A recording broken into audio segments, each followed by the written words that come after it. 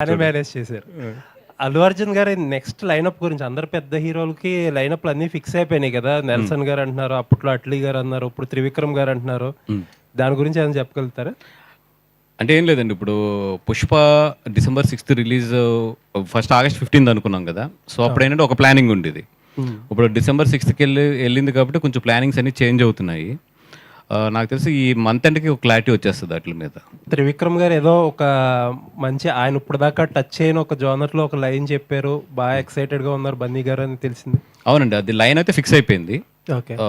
That film భారీ budget అది.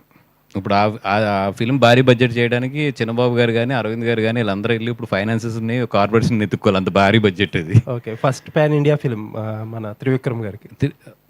అంటే ఆయనకి ఆ కేపబిలిటీ ఉందనేది బన్నీ గారికి బాగా నమ్మకం త్రివిక్రమ్ గారి మీద.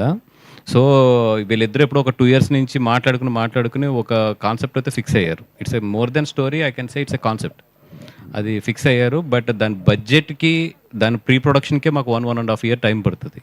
అట్ ద సేమ్ టైమ్ దాని ఫండ్స్ కలెక్ట్ చేయడానికి గానీ, ఇయన్నిట్లికి కూడా డెఫినెట్‌గా it's a very big project. Looking forward అండి. యాహ్!